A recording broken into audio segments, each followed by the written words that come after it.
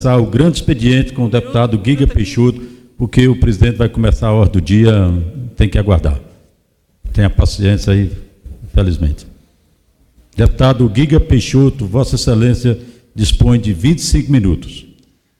Meus amigos, senhores deputados, senhores deputadas, presidente da Câmara, eu queria, nesse momento, agradecer a todos a recepção que tive nessa casa, em especial os serventuários dessa casa, no qual cito o nome da querida e amada Dona Maria Madalena. Subo nesse plenário, nesse momento aqui, tão importante, para discutir o que nós estamos fazendo nessa Casa de Leis, o que nós estamos se propondo a fazer nessa Casa de Leis. E nós estamos propondo para ser os grandes protagonistas nas mudanças que tanto o Brasil precisa. Nós estamos aqui, nesse plenário, nessa tribuna, para falar do futuro do Brasil. Sabemos muito que é impossível mudar o passado, mas com algumas lições, com os erros que tivemos no passado e usando a ferramenta do presente, nós poderemos, com muita sabedoria, com muita boa vontade, fazermos um futuro muito melhor do que o presente e do que o passado. O que nós estamos decidindo nessa casa é o que nós vamos querer para o futuro. É fundamental, caros deputados, caras deputadas, que nós tenhamos a capacidade de, o mais rápido possível, aprovar as tão necessárias reformas que o Brasil precisa. Reformas importantíssimas para que o Brasil comece a trilhar o caminho do bem, o caminho sério. Nós teremos que ter muita responsabilidade e muita sabedoria.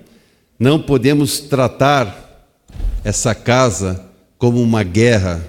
Nós temos que tratar essa casa pensando sempre nos 200 milhões de brasileiros. Não podemos ser egoístas e travar aqui as pautas tão importantes, as decisões tão importantes dessa casa por motivos de vaidades. O Brasil tem pressa. O povo brasileiro, senhoras e senhores, não aguenta mais. O Brasil precisa ter um direcionamento racional. Esse direcionamento racional ficou bem claro nas últimas eleições, que os brasileiros, senhoras e senhores, senhor presidente, não aceitam mais o inaceitável. Os brasileiros não aceitam mais abrir os seus jornais, assistir uma televisão e só ver falar de corrupção, de ouvir falar sobre o mau uso do dinheiro público, do emprego do dinheiro público, muitas vezes na gestão anterior, em países de ideologia nefastas. Enquanto isso, senhor presidente, nosso país, um triste recorde de quase 14 milhões de desempregados. Foram mais de 57 milhões de brasileiros que quiseram dar um basta a esse governo anterior. Querem uma renovação e viram uma luz no fim do túnel na pessoa do capitão Jair Bolsonaro. Muitas vezes, essas 57 milhões de brasileiros foram chamados de fascistas, foram chamados de nazistas, de homofóbicos, por uma esquerda que não tinha mais o que falar, uma esquerda que teve uma estratégia de marketing, por sinal, milionária, para que pudesse cegar os brasileiros. Um conteúdo regado de ódio, de mentiras infundadas, justamente apenas para denegrir a imagem do nosso capitão Jair Bolsonaro.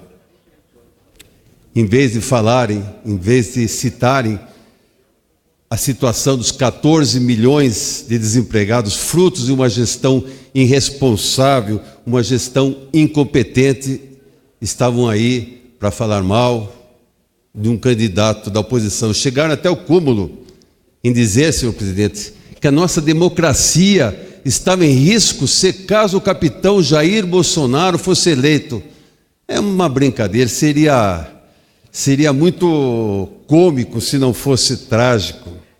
Não, senhor presidente, jamais, jamais a democracia brasileira esteve ou está em risco. A democracia brasileira é uma plena, ela é pujante, ela é forte, ela é uma das mais fortes da América do Sul, e nós estamos aqui nessa Casa de Leis provando isso a todos os brasileiros.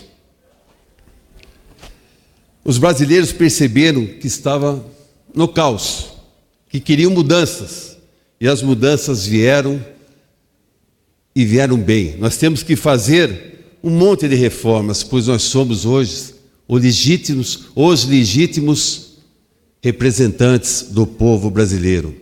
O governo volta a buscar projetos antigos, em especial a nova Previdência, que já tramitava há muito tempo nessa casa. Entre as reformas mais vitais para o futuro do Brasil, eu quero citar aqui 3 muito importantes: a reforma tributária, a reforma previdenciária, que juntos vão dar uma sustentabilidade financeira para o país, e andando de mãos dadas com essas 2 reformas, a reforma política, tão necessária para a mudança do nosso país. Senhoras e senhores, caros deputados, deputado Lucena, a reforma da Previdência, sem dúvida, é uma das mais urgentes que essa casa precisa aprovar. A reforma da Previdência, ela irá trazer para o Brasil um novo viés da economia. Eu digo agora, caso essa reforma não for aprovada, o colapso financeiro que o Brasil vai entrar, sem contar que o sistema econômico nosso irá por água abaixo. Essa não é uma afirmação, senhor presidente, político-partidário, é uma simples matemática, é uma especialidade da economia. E muitos especialistas na área de economia já avaliaram a necessidade da mais urgente reforma da nossa Previdência. Não vejo jamais a oposição falar que as contas não fecham, que as contas não batem. O que eu vejo a oposição falar nessa casa são palavras chulas, palavras sem expressão, palavras sem sentido, palavras que não levam a nada nessa casa, a não ser um viés ideológico, um discurso que não há uma solução viável para essa casa.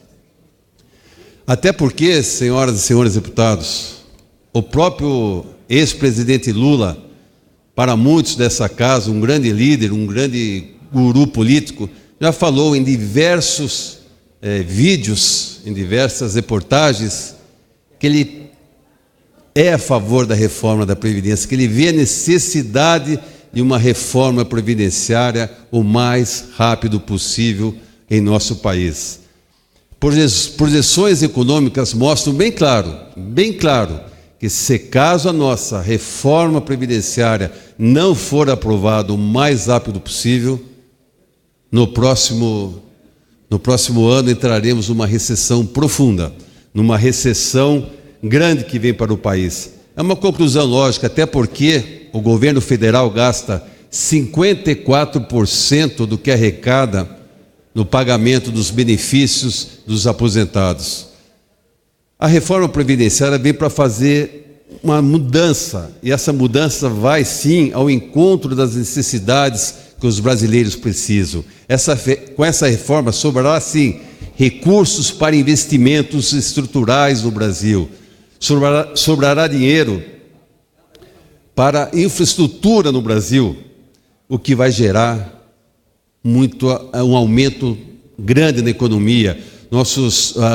A geração de emprego irá aumentar muito em nosso país. A reforma previdenciária vem ao encontro disso. Repito, caso a reforma previdenciária não for aprovada, os benefícios dos próprios aposentados estarão em risco já nos próximos anos. O país, com essa não reforma, entrará numa crise sem precedentes. Milhões de brasileiros ficarão desempregados e os aposentados, como falei, correm o risco de não receber suas aposentadorias. Não temos tempos a perder, não temos tempo. O Brasil precisa andar o mais rápido possível com as reformas tão fundamentais para a retomada do crescimento do nosso país. Numa reforma previdenciária aprovada, nós vamos aos campos positivos. Essa reforma, ela confirmada, ela sim aumentará a demanda na indústria, também no comércio, também na indústria, e consequentemente com resultados positivos para toda a sociedade brasileira, a geração de empregos com certeza irá aumentar. Com mais recursos disponíveis, o governo poderá investir numa segurança pública de qualidade, de referência, numa saúde pública onde o brasileiro possa nascer com qualidade, numa educação pública para o brasileiro possa estudar com qualidade aqui no nosso Brasil. E além do mais, poder ter um emprego aqui no Brasil. Eu quero louvar aqui a todos os brasileiros, guerreiros, que falam, eu sou brasileiro com muito orgulho e moro no Brasil. E é assim que nós devemos fazer para as mudanças que tantos brasileiros precisam. Nessa mesma linha, eu posso dizer que seria o Brasil sendo capaz de arcar com seus compromissos. Tenho certeza que investimentos estrangeiros virão para o Brasil. Bilhões e bilhões de dólares serão injetados em nossa economia. Como eu sempre falo, a minha prioridade, a geração de empregos vai ser, com certeza, a grande beneficiada com essa injeção de dólares no Brasil por estrangeiros. Além disso, no que tange no combate às desigualdades, a extinção de privilégios, principalmente, senhor deputado, aqui, na classe política aqui, Coronel Cristóstomos, os deputados da nossa casa aqui serão incluídos no regime geral de previdência social, isto é, o mesmo regime que qualquer cidadão brasileiro tem, o parlamentar sendo tratado como um cidadão brasileiro. Essa igualitária vem ao encontro do que o Brasil quer, do que os brasileiros querem, do que os brasileiros votaram na última eleição para que nós conseguíssemos ser iguais a todos. Não posso deixar de falar que nós temos que ser um exemplo para a população. Senhor presidente, tudo que eu não quero para mim, eu não quero para nenhum brasileiro. Quero deixar bem claro isso aí. Por isso, a reforma previdenciária, que é igualitária, com certeza nos levará a essa posição. Enquanto atualmente 70% da população brasileira recebe apenas um salário mínimo, uma pequena parcela, pasmem, recebe quase 30 mil de aposentadoria. 30 mil de aposentadoria. Isso é um descalabro, é uma desigualdade gritante que nós não podemos nessa casa deixar. Aí está a oportunidade que nós temos aqui, na aprovação da nova Previdência, corrigir essa desigualdade. Talvez, senhor presidente, seja justamente para tentar manter esses privilégios, essas desigualdades, que a reforma tem encontrado muita resistência nessa casa. Eu até estranho de falar isso, mas é o que eu estou sentindo, é esse o meu sentimento. Eu reafirmo, a reforma da Previdência é vital para a economia do nosso país. Na reforma, senhor presidente, no mesmo item, na reforma tributária, a reforma tributária está sendo muito bem conduzida aqui pelo nobre deputado Luiz Miranda, no qual saúde, e parabenizo pelo trabalho que ele está fazendo, onde o deputado Luiz Miranda convocou pessoas de vários partidos, de várias partes do governo, para participarem dessa reforma tributária, que hoje faz parte de uma subcomissão, na Comissão de Finanças e Tributação, no qual, como titular, eu faço parte. Eu acho muito interessante, mais uma vez parabenizo o nobre deputado Luiz Miranda pela sabedoria que está conduzindo essa comissão, essa subcomissão da reforma tributária. Por sinal, a reforma tributária hoje é uma situação que tem que ser feita o mais rápido possível. Hoje, o sistema tributário do Brasil é um emaranhado, desconexo, incompreensível dentro das normas fiscais. A desordem é tamanha que, pasmem, a revista Isto É, em 2017, chamou o sistema tributário do Brasil de manicômio tributário. Eu tenho certeza que muitos empresários, muitos empreendedores do Brasil tentam fazer tudo certinho, mas é impossível saber se realmente estão fazendo tudo certinho, de tão complicado, complexo que é o nosso sistema tributário. Nesse sistema também, eu não posso deixar de mencionar aqui o advogado mineiro chamado Vinícius Leôncio, que, pasmem, ele escreveu um livro de 23 mil páginas. Esse livro, ele tem somente 7 toneladas, ele fez um livro apenas, logicamente, e tem quase 2 metros de altura, quase o meu tamanho, só para colocar nesse livro as 14 mil leis do Brasil. Isso foi em 2014, e, pasmem, hoje já está totalmente defasado esse livro do advogado mineiro, Dr. Vinícius Leôncio. Esse trabalho que ele se deu em fazer um livro de 7 toneladas, hoje já não vale mais nada. Sem dúvida alguma, a principal razão que nós temos que fazer na reforma tributária é simplificação. É simplificando que nós iremos melhorar a nossa tributação. É simplificando que nós vamos modernizar o nosso sistema tributário do Brasil. E dentro do sistema tributário, eu não posso deixar de citar 3 pontos que eu acho muito importante, que é o IVA, o Imposto de Valor Agregado. Também, dentro desse sistema, o imposto de consumo e o imposto de grandes fortunas, que devem ser analisados. Eu quero deixar bem claro uma coisa a todos vocês, e prestem bem atenção: a reforma tributária não é e não será para aumentar impostos. Repito, a reforma tributária não é e não será para aumentar impostos. Nessa reforma eu tenho certeza que nós temos que trilhar um caminho para seguir, e esse caminho que nós vamos seguir é onde que nós vamos traçar as melhores situações para o Brasil. Aonde vamos chegar? Um bom caminho, com certeza. A simplificação dos impostos, com certeza, irá motivar empreendedores, novos empresários, para aqui no Brasil construir novos negócios, porque eles vão ter, sim, vontade de crescer, vão ter vontade de pagar seus impostos, porque serão eles muito bem conduzidos. Veja bem, qualquer empresário paga o imposto com satisfação, sabendo que sua empresa está dando lucro. E é numa situação dessa que o brasileiro quer, o empresário quer criar empregos, geração de empregos aumentando. É uma medida muito importante para o Brasil.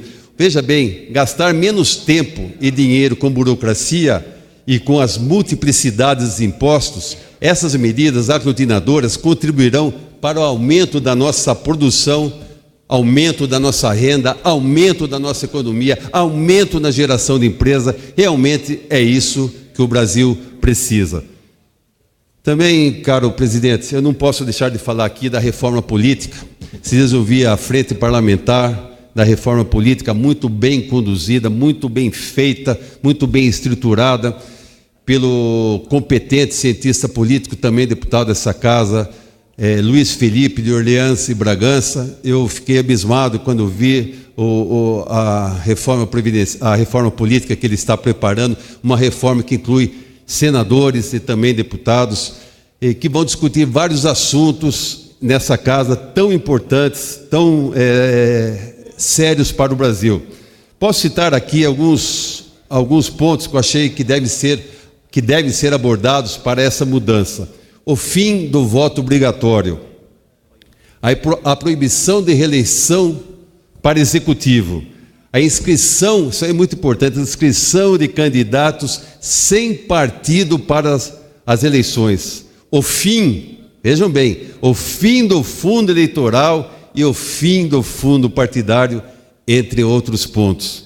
Porém, eu quero me ater aqui a um ponto muito especial, que é um ponto que eu defendo, até porque minha campanha foi baseada nesse modelo de eleição, que é o voto distrital puro. O voto distrital puro é o único voto que irá trazer para próximo o parlamentar eleito com a população. Essa proximidade trará ao parlamentar eleito as demandas da região que ele foi eleito. Essa combinação, deputado e população, a proximidade de um com o outro, será o grande triunfo para que o Brasil volte a crescer politicamente, que possa haver um resgate, até porque a população irá acompanhar de perto o seu representante. Eu cito um caso aqui, por exemplo, São Paulo. São Paulo nós temos 640 municípios. Como fazer que todos os municípios tenham atenção de um representante no Congresso Nacional? Essa é a ideia do voto distrital. Cada deputado se encarregaria de uma região, com até diversos municípios. Eu vou citar, não posso deixar de citar eu como exemplo aqui, eu sou da minha cidade, eu sou de Tatuí, e toda a região ali eu visitei uma a uma durante a minha campanha. Visitei Cerquilho, visitei Tietê, Laranjal, Cesário Lange, Itapetininga, visitei Peró, Boituva, Porto Feliz, fui até Sorocaba, fui à minha querida Capela do Alto, enfim, fui em toda a região ali e algumas outras cidades para saber as demandas, as necessidades desses municípios, para que eu possa ser, e hoje sou com toda certeza, o legítimo representante de todas essas cidades. Então, o voto distrital, ele traz essa particularidade em que o eleitor, aqui nós devemos sempre prestar contas, saber o que estamos fazendo nessa casa. Além disso, o voto distrital, eu sempre costumo falar dos cases de sucesso no planeta. O voto distrital, ele é exercido em países de sucesso, diversos países que têm a sua política num estágio muito avançado. Senhoras e senhores deputados, o voto distrital é o melhor sistema, pois ele garante transparência, ele garante um menor custo e também uma maior representatividade do município no exercício desse voto. Além disso, esse direcionamento na escolha do representante facilita muito a fiscalização e o controle dos políticos por parte dos nossos eleitores. É para isso que esses problemas que defendo veementemente o voto distrital puro. Queria, para encerrar esse meu pronunciamento aqui, reiterar o meu compromisso com essa casa e com a minha nação. Quero fazer um mandato dentro dos meus princípios e leis, um mandato justo e perfeito, para que nós possamos reconstruir tanto o nosso Brasil. Também quero deixar claro para os meus familiares, para os meus amigos, e para os meus eleitores, que continuam sendo o mesmo Giga Peixoto de sempre. O Giga Peixoto lá de Tatuí, que estudou no colégio Eugênio Santos, o Giga Peixoto que jogava bola nos campinhos de terra da minha Tatuí, o Giga Peixoto que trabalhou em muitas instituições em Tatuí, o Giga Peixoto que desde criança já trabalhava, o Giga Peixoto que estudou para que pudesse aqui dentro dessa casa fazer a grande transformação para o país. Também agradeço imensamente a Deus por tudo aquilo que Ele tem me proporcionado, até mesmo de ter me poupado do sentimento do medo. Senhor presidente, eu queria imensamente agradecer e o meu muito sincero obrigado. Muito obrigado ao nobre deputado Giga Peixoto, do PSL do Estado de São Paulo. Convidamos o segundo orador.